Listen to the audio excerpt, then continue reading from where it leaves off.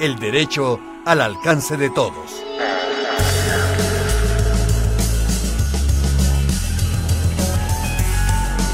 Hola, ¿qué tal? Buenas noches, yo soy Elías Huerta Psijas y le doy la más cordial bienvenida a nuestro auditorio de Radio Red, a una emisión más de nuestro programa semanal, Foro Jurídico, el derecho al alcance de todos.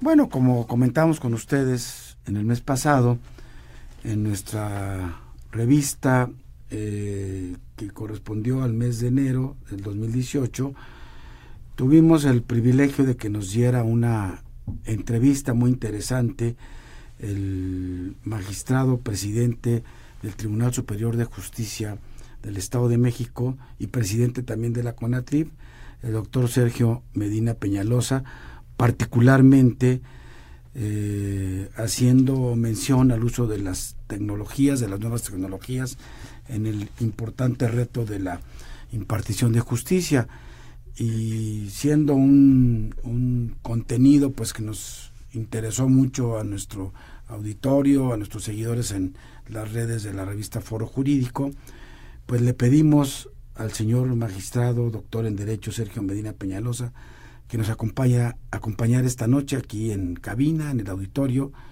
en el estudio, para poder platicar con todos ustedes sobre este tema. Bienvenido, Sergio, me da mucho gusto que nos acompañes y nos platiques un poco todos estos temas de la función jurisdiccional en el Estado de México y este importante cargo que ahora tienes como presidente de la CONATRIP, que ya le platicarás al auditorio. Buenas noches, bienvenido. ¿Qué tal? Buenas noches, con el gusto de saludarte a ti y a todas las personas que nos escuchan este importante programa.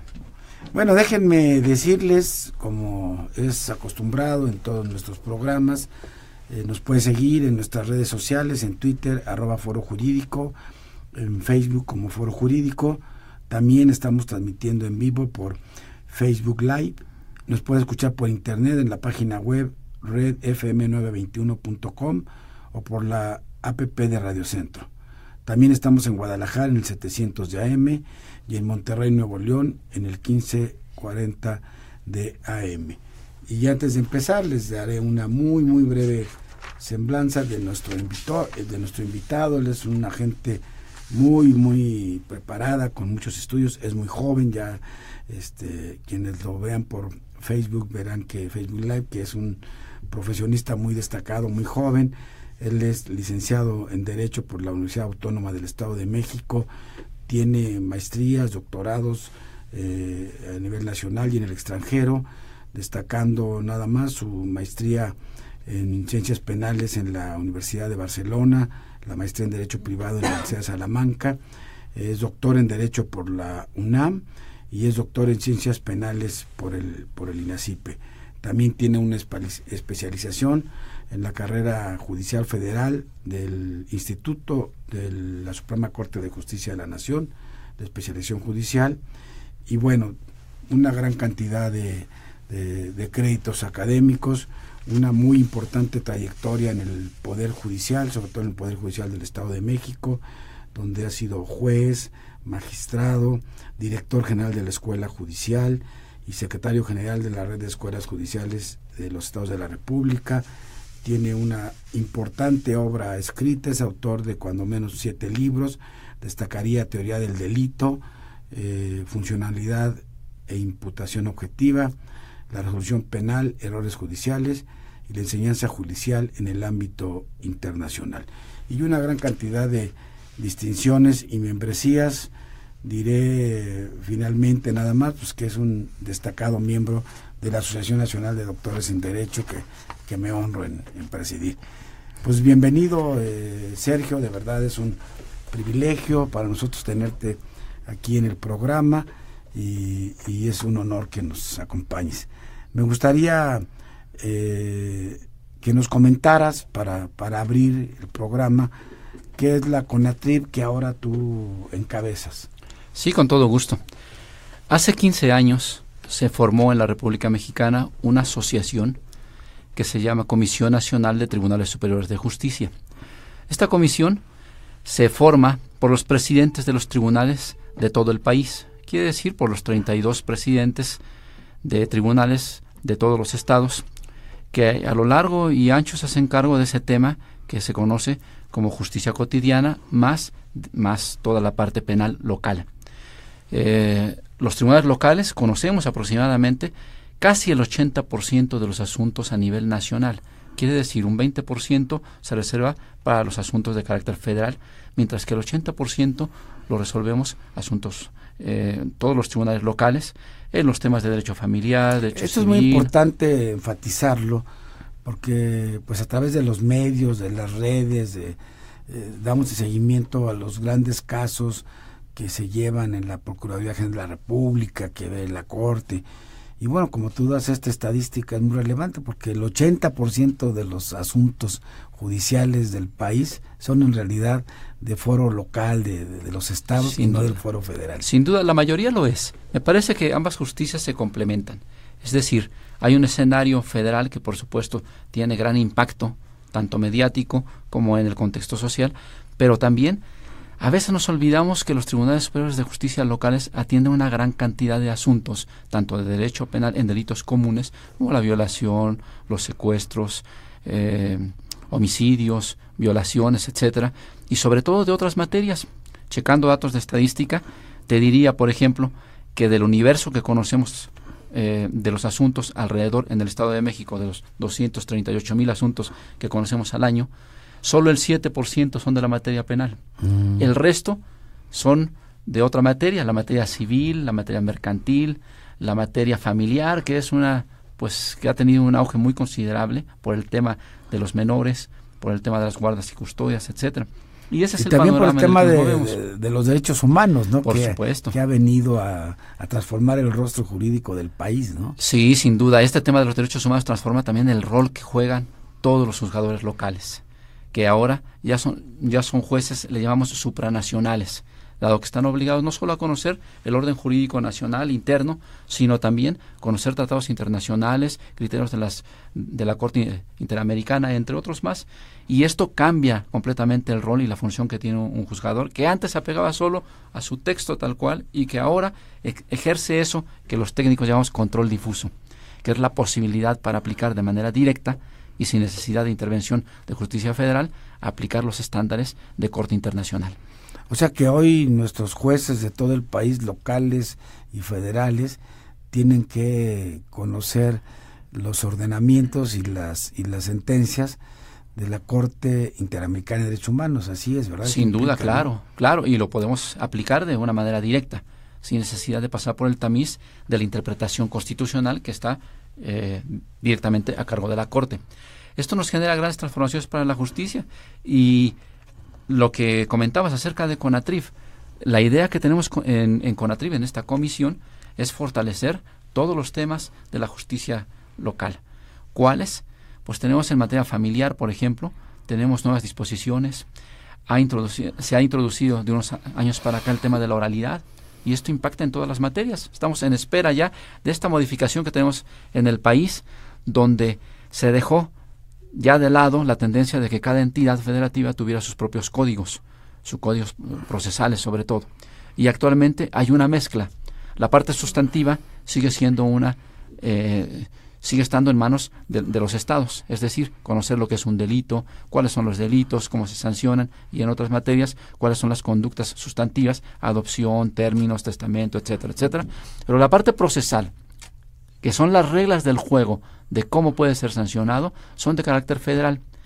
Y la tendencia ahora es la oralidad. Y eso va muy ligado con el tema que motivó la plática. Yo estaba escuchando, por ejemplo, del impacto que tiene un programa como estos, que por supuesto ya está pues en Facebook, está en redes, y eso es lo que queremos hacer en los tribunales locales. Queremos que la justicia no sea solo la que se imparte en las salas de audiencia, en las salas de oralidad, sino que además, a través de los medios electrónicos, las personas puedan conocer cómo va su asunto, puedan consultar sus asuntos en una tablet, en un teléfono celular, puedan desahogar pruebas remotas, entre muchos otros ejemplos.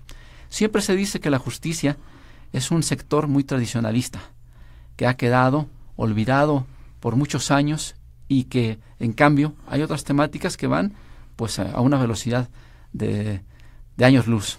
Pues qué bueno, ¿no?, que tú me consta que eres un impulsor, un promotor de estos temas. En efecto, dicen que los jueces son conservadores, pero en general existe la idea de que los abogados somos un gremio conservador y hay que dejar muy claro que en esta etapa de la vida nacional todos tenemos menos ser conservadores. Así es. Porque coincidirás conmigo en que hoy estamos viviendo una gran revolución jurídica. Los últimos 5 o 6 años tenemos una gran cantidad de transformaciones, las así llamadas reformas estructurales, en fin. Y bueno, esta que tú ya estabas empezando, la del nuevo sistema de justicia penal acusatorio, que implica necesariamente el uso de las nuevas tecnologías. Pero tú has ido más allá. En el Estado de México has empezado a implementar el uso de las nuevas tecnologías a todas las materias. Como tú bien decías, pues ya la oralidad no es nada más en la materia penal, ya se fue a todos lados. Y lo que me da mucho gusto, y lo vimos ahora que nos hiciste el honor de darnos esta entrevista para Foro Jurídico, pues que desde este cargo que tienes ahora en la CONATRIP, quieres impulsar, empujar a tus compañeros de otros estados que no están muy convencidos con esta idea de que podamos avanzar en todo el país acorde con esta nueva manera de hacer justicia, utilizando todas las ventajas tecnológicas. Platícanos cuáles son, ya dijiste algunas, pero así a mí me llama mucho la atención, el exhorto electrónico, por ejemplo. ¿Desde cuándo está en el Estado de México? ¿Qué tanta respuesta has tenido de tus amigos, compañeros presidentes de otros tribunales y de algunas otras de estas medidas que tú estás tratando de llevar a todo el país? Claro, sin duda todo esto ha sido un proceso de crecimiento para todos, porque como lo comentas,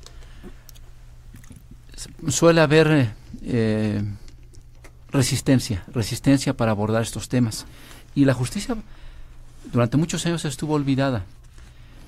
Con la dinámica que tú afirmas de las grandes reformas, de estas grandes reformas que en 100 años no se veían en el país, por primera vez se consolida un orden jurídico de oralidad en todas las materias. Y la oralidad no se da por sí sola, no implica simplemente grabar, sacar una cámara y echar a andar una audiencia.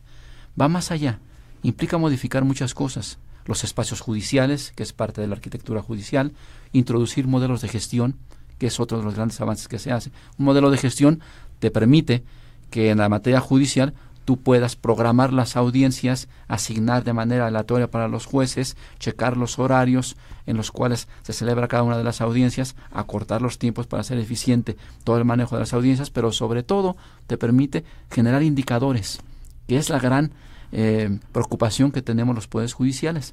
Si te dicen cuál es la eficiencia de un poder judicial o el juez Juan Pérez, cómo está trabajando, y tú no tienes absolutamente ningún control, pues eso es complicado para la justicia. Por eso el tema de tecnologías abona mucho para esto. Y debo decirte que para el Estado de México los dos escenarios principales en el tema tecnológico fueron, primero, generar un sistema integral, un sistema electrónico, digital, que te permite el control de asuntos, y esto implica introducir indicadores para la toma de decisiones. Ese es el gran esquema.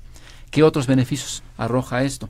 Que podemos echar a andar lo que le llamamos el expediente electrónico, que las personas puedan iniciar su demanda desde la comodidad de su casa, basta con una computadora, enviar la demanda para el tribunal contesta la admisión de la demanda en su caso o hace la prevención respectiva, y el resto de las etapas procesales se siguen de manera virtual. Bueno, esto es una gran ventaja. Imagínate que como abogado, en lugar de andar corriendo con el tráfico, con el calor al tribunal, te vayas a la playita o a la alberquita, estés ahí con tu computadora, claro, mandando tu demanda. Sí, son grandes ventajas, pero sobre todo repercuten para el ciudadano. Claro. Para el ciudadano, porque agiliza mucho el tema de la justicia, lo hace transparente, porque si tú usas plataformas, todo queda ahí, toda la constancia y el diagrama de un proceso queda pues con ciertos estándares tecnológicos documentado. Entonces, ese expediente electrónico se complementa con el uso de la segunda vertiente que voy a comentar. Uno es... ¿Ustedes ya tienen el expediente electrónico? Ya estamos trabajando en ya tenemos el arranque formal de esto a través de la materia penal, donde se introdujo el nuevo modelo de gestión penal, y ya estamos trabajando para extenderlo en este año 2018 para el resto de materias. Pero viene la gran pregunta. La gran pregunta es, ¿y qué pasa si yo tengo que presentarme necesariamente para un juzgado, porque mis pruebas tengo que desahogarlas, y es básico dentro de todo proceso esa calidad de inmediación. Esto es, que el juez esté presente en las audiencias y que las partes puedan directamente hacer sus alegatos y ofrecer sus pruebas. Bueno, pues también para eso hay antídoto a través de la propia tecnología, y para eso inauguramos un complejo de telepresencia en el corazón de la Escuela Judicial del Estado de México, que es una escuela de mucha tradición, que implica que se pueden desahogar pruebas remotas. Es decir, es la nueva generación de las videoconferencias, pero ahora te da un ambiente completo para que, sin que estés presente, tú puedas desahogar incluso las audiencias, desahogar peritajes. Y de manera histórica, recientemente que yo tuve el tercer informe de labores, di cuenta del primer divorcio electrónico. Y me dirás, ¿y qué fue eso del divorcio electrónico? Fíjate, dos personas que estaban privadas de su libertad y que difícilmente podían, en un caso regular, tener una sentencia de divorcio, ahora con el uso de la tecnología, pudieron, sin estar presentes físicamente, pero a través del uso de las tecnologías, desahogar, interrogar, cerrar con todas sus pruebas y finalmente que el juez dictara sentencia. Ahí se dictó sentencia. Se dictó sentencia. Y voy Será para un hecho histórico, ¿no? Ese es un hecho completamente histórico para la justicia. Y hay más. La restitución internacional de menores. Fue en Toluca. Fue en Toluca. Así es, recientemente. Este tiene menos de 3 meses que se resolvió. Y otro, un tema sobre restitución internacional de menores. Esos son los temas complicados en materia familiar, donde a veces la pareja se casa con extranjeros, o bien se van a vivir para otra parte y en algún momento establecieron su domicilio, por ejemplo, en Toluca, Estado de México. Entonces sucede que en estas condiciones el padre ya vivía en otro país, la madre vivía con el hijo en otro país y el juez del domicilio era el del Estado de México. ¿Cómo desahogas un proceso de restitución internacional? Es decir, donde debates temas de guarda, custodia y convivencia del menor. Para hacerlo de manera tradicional tendrás que enviar cartas rogatorias, tendrían que entrar personas pues de relaciones exteriores, de embajadas, etcétera, y además es donde se une la parte de relaciones exteriores con el tema de justicia. Pero esto te lleva meses. Y ahora lo hicimos también así, en una sola audiencia, donde a través de la telepresencia, pues estuvo presencialmente, al menos virtualmente, las partes y el juez. Y así fue como se desahogó este tema, que llevaría años. Son de los ejemplos que tenemos en el Estado de México, donde abonamos mucho para el tema de tecnologías, porque nos damos cuenta que el ciudadano cada día busca procesos más ágiles, más transparentes, y además cumplir con ese anhelo constitucional de que la justicia sea pronta y expedita. Sergio, nos está llamando ya aquí nuestro productor para el primer corte, está muy interesante, me gustaría que nos dieras más ejemplos, eso ayuda mucho al auditorio, a nosotros a comprender. Les recuerdo que estamos platicando con el doctor Sergio Medina Peñalosa, magistrado presidente del Tribunal de Justicia del Estado de México, sobre el tema de el uso de las nuevas tecnologías en la impartición de justicia. Vamos a una pausa breve, no le cambie, siga con nosotros aquí en Radio Red.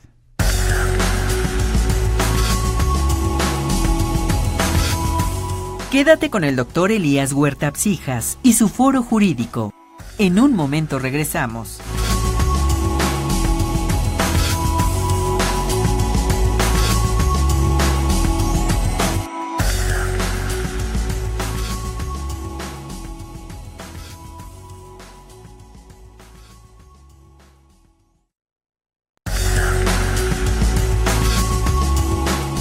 El derecho al alcance de todos está de regreso en Foro Jurídico. Seguimos platicando con nuestro invitado de lujo de esta noche, el doctor Sergio Medina Peñalosa, magistrado presidente del Tribunal de Justicia del Estado de México.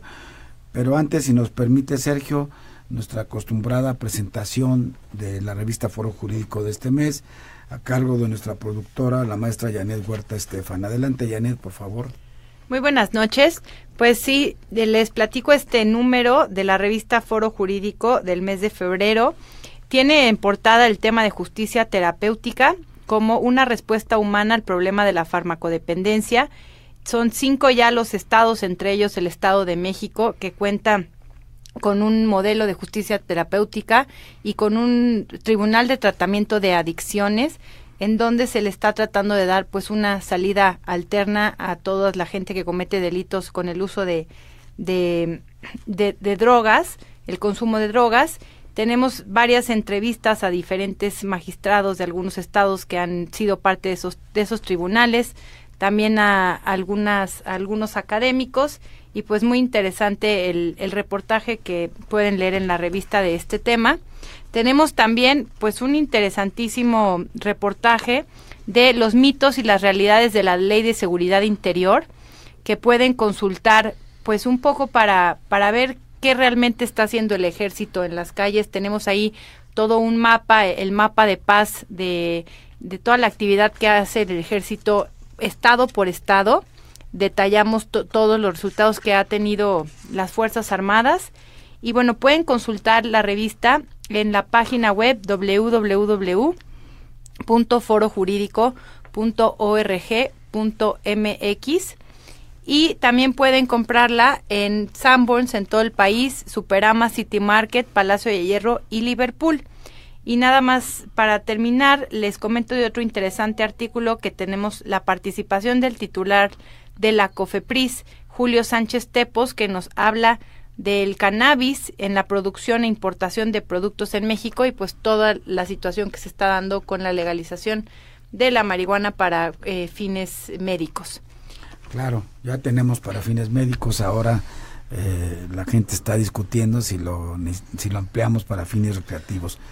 Muy bien, pues continuamos, Sergio, no sé si al final, a propósito de este número de Foro Jurídico, en la parte final del programa, nos pudiera hacer algún pequeño comentario sobre la justicia terapéutica, porque pues también el Estado de México es uno de los pioneros y uno de los magistrados de tu tribunal, le hicimos una entrevista, pero me gustaría que siguiendo con el hilo del tema que estamos tratando contigo, nos acabas de dar unos ejemplos muy interesantes de cómo se aplican las tecnologías a la justicia, a la impartición de justicia, y que es en beneficio de todos, particularmente de los que más lo sufren, que son los justiciables, ¿no? ¿Qué otros temas nos podrías comentar o concluir el que estabas? No sé si ya concluiste estos interesantes juicios con telepresencia internacional. Tenemos más todavía, más ejemplos. Este complejo de telepresencia que recientemente se inauguró está siendo destinado ahora para 3 clases de usos. El uso académico, por supuesto, porque está dentro de la escuela judicial, y podemos tener conferencias a nivel internacional en tiempo real y además con las características, condiciones y alta definición que requiere para cualquier auditorio. Pero también para usos administrativos. Nos agiliza mucho las reuniones. Por ejemplo, en el Estado de México se divide en 4 grandes regiones de magistrados. Y las 4 grandes regiones de magistrados, por cuestión geográfica, a veces tienen que viajar un par de horas los magistrados para tener una reunión de pleno. Actualmente ya celebramos los plenos de manera virtual, ya simplemente nos conectamos a una hora, 9:20 de la mañana, nos conectamos todos y asunto arreglado, desde tu lugar de trabajo resuelto. Qué interesante también. Pero también lo hemos ampliado para los dictámenes periciales, el tema de los dictámenes periciales, porque los peritos en el Estado de México todavía son citados para muchas, los peritos propios del tribunal, son citados para muchos juzgados distintos. A veces te vas desde el sur del estado y tienes que cruzar todo Ciudad de México para llegar hasta Nesa, por ejemplo, Nesa, Chalco, Chimalhuacán, etcétera. Y eso representa muchas horas, y además, como los jueces son muy estrictos en la hora, dicen, se certifica que no llegó a tiempo y va para atrás la audiencia. Bueno, lo que hacemos ahora es desahogar también estos dictámenes periciales desde cualquier punto del estado, donde el perito se presenta en la audiencia a través de la teleconferencia, y ahí mismo puede presentar su dictamen, puede ser interrogado en tiempo real, puede contestar los planteamientos de las partes, y son temas muy interesantes. O sea que cada juzgado está provisto o hay sala en cada región. Tenemos en 3 regiones concretas, tenemos 2 salas espejo, una en Toluca y otra en Tlalnepantla, que es donde tenemos la mayor afluencia de personas, y tenemos otra sala que estamos implementando en la zona de Texcoco. Pero para el resto hay equipos móviles que hacen las mismas funciones. Quiere decir que un equipo móvil con la misma calidad se puede trasladar para cualquier parte del Estado de México o del extranjero y puede ser utilizado en esos casos. Apenas tuvimos una presentación de una persona que tenía un libro y desde Estados Unidos hizo la presentación de su libro acá. Entonces son de las ventajas que anteriormente, imagínate lo complicado de... Claro, que era trasladar. Sí, del traslado. Entonces estamos apostando a este tema de la tecnología y ha dado un excelente resultado. En estos momentos La justicia no se puede entender sin la tecnología, que es uno de los grandes logros que hay. Tú hablabas hace un rato sobre los temas de evaluación de la transparencia, que es también uno de los, digamos, de las vertientes importantes que estamos ya necesitados de ir cumpliendo con nuestro Sistema Nacional de Transparencia, en fin, y el tema del sector de la justicia no puede quedarse atrás. Entonces, coméntanos un poco cómo se aplica en el Tribunal del Estado de México el modelo de la transparencia y cómo están dándole, que platicabas tú un poco, el seguimiento de la evaluación de los servidores públicos, que también es un tema de transparencia, ¿no? Sí, a través del uso de la tecnología, de las plataformas comunes y del sistema integral, podemos evaluar el trabajo que se hace al interior de toda la institución. Y la evaluación te permite obtener indicadores. Los indicadores pueden ser indicadores de gestión, pueden ser indicadores de innovación o del trabajo cotidiano. Por ejemplo, podemos saber nosotros cuánto tiempo te demora un juicio en cada una de sus fases, que esto se hace un diagrama ideal por los tiempos procesales y finalmente se ponen semáforos para ver si el juez está cumpliendo en el término que le marca la ley, la fase 1 o la fase 2 o la fase 3. Y esto permite evaluar pues la calidad del proceso y además la prontitud y la celeridad. A través de estos indicadores conocemos también cuánto tarda en resolverse el asunto, en qué sentido, cuántas audiencias se le revocan a alguien, cuántos juicios de amparo son revocados, cuántos recursos se interponen. Entonces, sí te permite manejar una gran cantidad de información que desde el punto de vista institucional posibilita tomar mejores decisiones, que van desde la creación de un juzgado. Si hay un juzgado que tiene poca carga y tiene mucho personal, ahí uno dice, a ver, ¿qué hace cada una de las personas? Lo puedo medir a través de los indicadores, cuántas personas están trabajando aquí, qué carga de trabajo tienen, cuántos asuntos se radican y cuántos se resuelven, y finalmente tomar la decisión de decir, este juzgado es innecesario, o bien hay que fortalecerlo, o hay que eliminarlo. Y son de las estrategias que se están utilizando gracias a la implementación de esta clase de indicadores. Para quienes somos neófitos en estos temas de las tecnologías, de las nuevas tecnologías, a veces nos preocupa decir, bueno, información tan importante, tan relevante para una institución, para las personas que se ven en la necesidad de enfrentar juicios, en fin, ¿no hay algún riesgo de que se nos caiga el sistema, de que se desaparezca esta? Porque evidentemente que el uso de las nuevas tecnologías pues debe de implicar menos papel, ¿no? Menos de estos trámites burocráticos. ¿No hay riesgos, tecnológicamente hablando, de que se pueda perder esta información? Como en todo en la vida, siempre hay un margen de riesgo.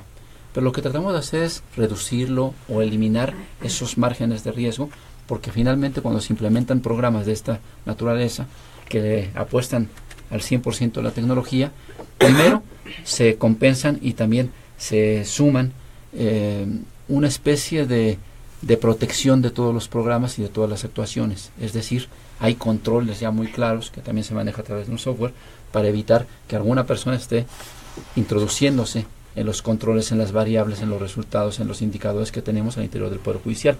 Entonces se fortalece la parte tecnológica con un buen y robusto sistema de seguridad, que eso es fundamental.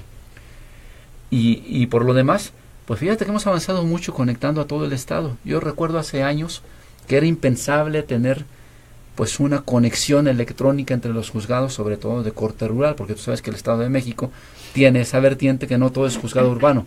Es decir, tenemos lo mismo un juzgado de la zona rural que atiende asuntos de esa comunidad, como tenemos asuntos de zona conurbada, industriales, etcétera.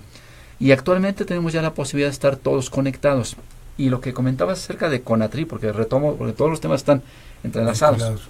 El ideal que tengo y sobre el que vamos a trabajar es la posibilidad de que todo el país esté conectado electrónicamente para el envío de exhortos, de comunicaciones, de notificaciones, para que tú tengas un estándar común de capacitación de tus jueces, tengas cursos comunes, pláticas comunes, y esto te aligera mucho, porque esa justicia local que se representa por 32 realidades distintas, te puedo decir que cada estado tiene prácticas buenas, pero a veces no las conocemos. Ese es el tema.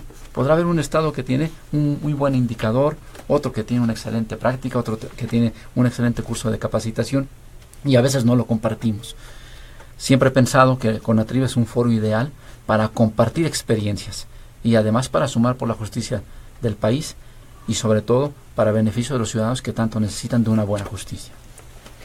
Por favor, sí, doctor Sergio, tenemos aquí algunas inquietudes en las redes. Nos pregunta que cuáles han sido las mayores resistencias que se han encontrado en el Estado de México de los operadores en el uso y de los usuarios en el uso de las tecnologías, y cómo ve usted que va el avance en la implementación del tema tecnológico como presidente de la CONATRIB en otros estados o en general en el país.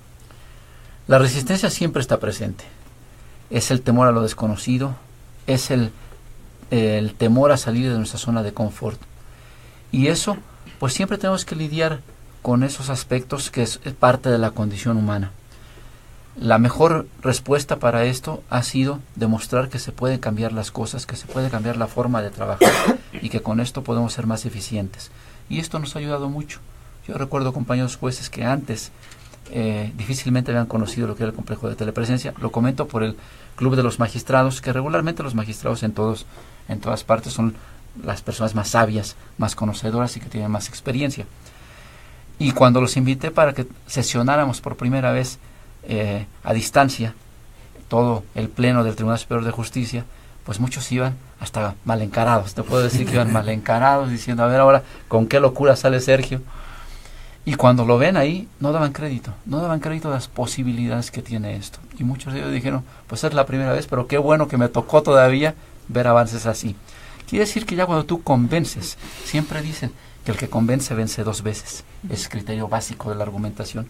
Y aquí aplica mucho, porque es cierto, tienes que convencer a través de prácticas, de estrategias, de dar resultados, y es como las demás personas se dan cuenta de las bondades y siguen una visión, siguen un ideal, y sobre todo forjas tú como institución una identidad a través de estos avances.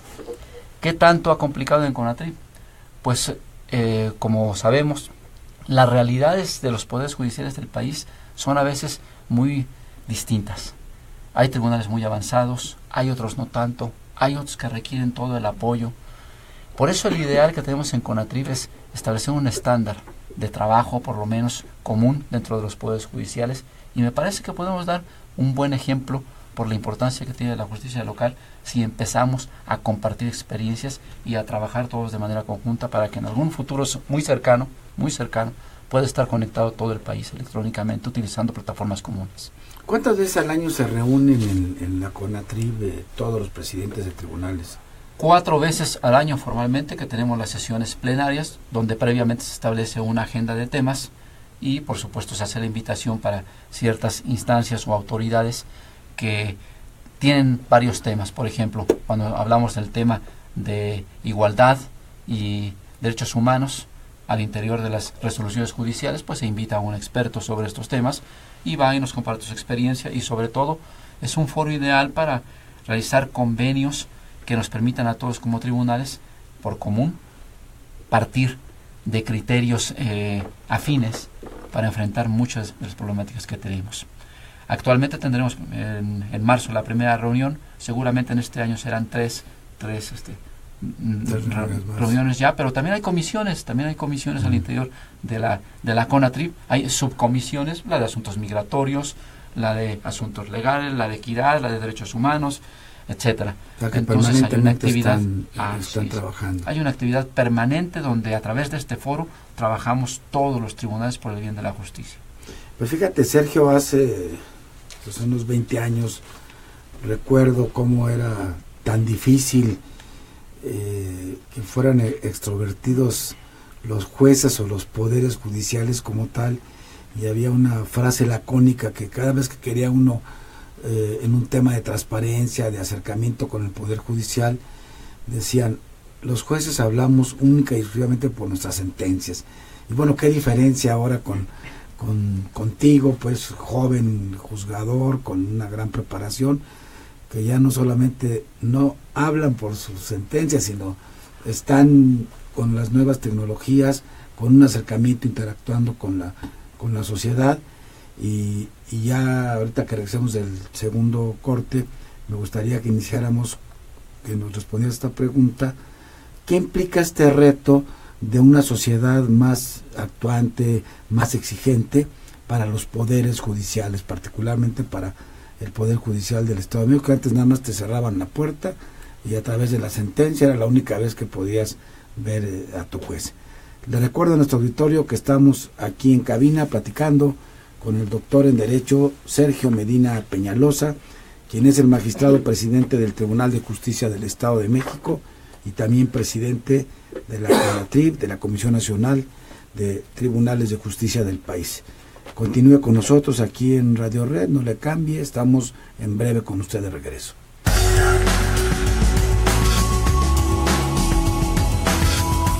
Quédate con el doctor Elías Huerta Psijas y su foro jurídico. En un momento regresamos.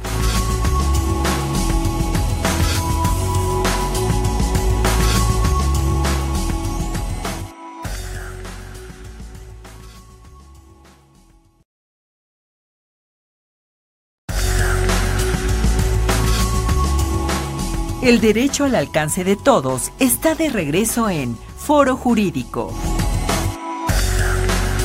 Pues seguimos platicando con el doctor Sergio Medina Peñalosa. Sergio, este tema de intentar que todos los presidentes de los tribunales actúen, y como tú bien lo decías, el reflejo de una novedad también como son los códigos unitarios, los códigos nacionales. Yo recuerdo que había sido una aspiración de la academia hace 50 años, veníamos peleando por el código único, el código único, y de repente ya tenemos, ¿no? Inclusive el americano, sí, ya tenemos un Código Nacional de Procedimientos Penales y por ahí vamos, como tú dices. Seguramente esto ayuda a estas tareas de interconexión, ya tú lo comentaste también, pero me gustaría que nos dieras alguna idea de cómo vislumbras tú, cómo ves o cómo se está haciendo ya interconectar a través de qué plataformas a todos los tribunales. Claro, tenemos dos ejemplos básicos. Con la expedición de los códigos comunes, esto implica que tengas un catálogo homologado para los criterios judiciales que tú estés aplicando. Y esto posibilita entonces que las prácticas también sean comunes. Los dos ejemplos concretos que tenemos es el envío de exhortos electrónicos. El exhorto es la comunicación oficial judicial que se hace para notificar un acto judicial o para desahogar un acto judicial con cualquier otro tribunal del país. Y esto regularmente se hace en papel. Ya no queremos nosotros ni juicios ni asuntos de papel. Queremos entrar en este esquema de la justicia cero papel, de los juicios virtuales, y actualmente podemos enviar pues un exhorto, una comunicación de esta naturaleza para cualquier estado utilizando esta plataforma común que estamos ya implementando y que seguramente en este año tendremos ya totalmente terminada y en operación. Y el otro ejemplo es que por primera vez nos unimos también tribunales locales con la Suprema Corte de Justicia de la Nación para el envío de amparos electrónicos. Recordarás, pues tú que eres un excelente litigante y conoces mucho del foro también, lo que cuesta a veces el envío de un amparo del tribunal local para el tribunal federal. Tienes que hacer el folio, hacer el engroso, etcétera, y lo envías para allá. Y es que son muchos que se repiten esos trámites muchas veces, ¿no? Claro, se repiten. Ahora ya lo podemos hacer por una plataforma común. Entonces enviamos directamente para el Poder Judicial Federal, se radica en el Poder Judicial Federal y se sigue para allá. Y luego finalmente para el cumplimiento o ejecución se remite nuevamente por la misma vía electrónica para el Poder Judicial local. Esos son dos de los grandes ejemplos que estamos trabajando en este tema de la Comisión Nacional de Tribunales, que actualmente pues tiene varios vicepresidentes. Está Jalisco en la región occidente, Tabasco en la región sureste, Sinaloa en la región noroeste, Morelos en la zona centro, en la zona sur está Veracruz y en la región noreste está Durango. Esa es la conformación que tenemos al interior de CONATRIP. Es muy interesante y qué bueno que tus compañeros están también sumados, ¿no? Porque no ha de ser fácil. Dime algo rápidamente sobre un fenómeno que hemos venido tocando en la revista y en el programa sobre la trata de personas en México, que el Estado de México tiene pues, un gran avance. ¿Cómo se involucra el tribunal en el seguimiento de estos temas? Nos han platicado de sentencias también históricas, en fin. Sí, como te comenté, recientemente emití el tercer informe de labores. Ahí hice de conocimiento de la ciudadanía que el Estado de México en el año que informé, que fue el año 2017, ha dictado ya 10 sentencias sobre trata de personas y otro tanto sobre el tema de feminicidios, que es un tema muy sensible para toda la ciudadanía y que por supuesto pues expresa el compromiso que todos tenemos para erradicar esta clase de flagelos que tanto dañan a la sociedad. Está fuerte el Estado de México en este tema, entonces. Bueno, es un tema en el que los poderes judiciales hemos trabajado y por supuesto estamos comprometidos para cumplir aplicando la ley en los casos que se nos presenten. Bueno, yo no quisiera dejar de aprovechar la oportunidad que estés con nosotros para que nos platiques sobre un tema que nos inquieta mucho en el foro, en la academia, y ya que hablabas tú de la justicia cotidiana también, que este gran porcentaje más allá de la justicia penal, pues estamos en marcha con una trascendente reforma laboral que dicen los expertos que es la primera gran reforma de justicia cotidiana que emprendió el presidente Peña Nieto. Pero, ¿cómo está el Estado de México? Hay mucha inquietud. ¿Qué va a pasar? ¿Se van a sustituir las juntas laborales, los poderes judiciales locales? Se dice ahí en los mitos urbanos que no quieren asumir este compromiso, de que hay resistencias. ¿Cómo está caminando eso en el Estado de México? ¿Y cuál es la perspectiva que ves tú en todo el país en la justicia local laboral? Bueno, sin duda es un tema que nos preocupa, pero sobre todo que nos ocupa a los poderes judiciales. Hemos empezado ya cursos de capacitación y de sensibilización abierta, por supuesto, para todo aquel que se interese, para que en su momento se haga una realidad. Tenemos ya una reforma constitucional que así obliga, es decir, que ya traslada toda la parte laboral de las juntas, las anteriores juntas, lo traslada ya para la parte judicial. O sea, desaparecen las juntas de conciliación y arbitraje. Sí, aunque no de manera instantánea. Lo que hemos pedido al interior de los tribunales superiores de justicia son dos elementos. Uno, cuota cero. Es decir, que tú empieces sin la carga de expedientes que tienen las juntas. Hemos pedido que sean las juntas quienes terminen con los asuntos que han iniciado para evitar cuestiones de violación de debido proceso, de reposiciones de asuntos, etcétera, que finalmente, en lugar de abonar a una reforma de esta naturaleza, puedan entorpecerla, por un lado. Y por otro, que se nos permita a nosotros como poderes judiciales que pasen por los filtros, es decir, no al pase automático, que las personas que están en las juntas, a quienes les guardo yo todo respeto profesional, por supuesto, pero que los poderes judiciales tenemos gran trayectoria abonando para el tema de los concursos, de la carrera judicial, que es otro de los grandes esquemas. Entonces, por supuesto que serán bienvenidos siempre y cuando pasen por los exámenes, por los filtros que establecen los poderes judiciales. Entonces, ¿no se nos retrasará la entrada en vigor de los nuevos juzgados? Bueno, nosotros como poderes judiciales estamos ya checando el modelo de gestión, estamos checando ya los espacios para modificar la arquitectura judicial, y la materia laboral debe seguir manteniendo, que es el gran reto que tenemos los poderes judiciales, que siga manteniendo el principio básico, el principio social.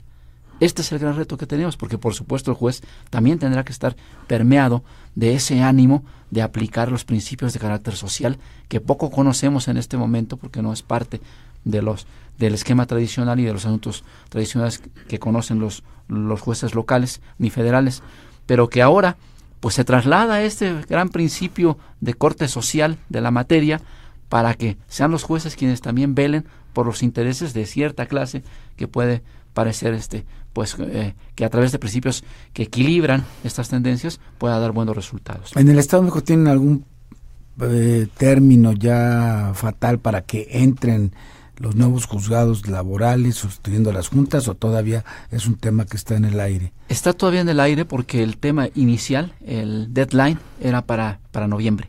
Para noviembre ya todos los tribunales locales deberíamos estar... Noviembre del año 17 que acaba de pasar. No, de este año. 2018. De este año 2018 era nuestra fecha de caducidad para estar ya implementando. Estamos trabajando, por supuesto, en eso, pero no descartamos la posibilidad de que todavía se pueda prorrogar un poco más. O sea, va a implicar una inversión mayor, supongo. Sí, claro. Todo esto implica modificaciones y para eso se requiere presupuesto. Implica capacitación, implica renovación de los espacios judiciales a través de arquitectura, implica incorporar los modelos de gestión y además implica la renovación o la modificación de la parte legal.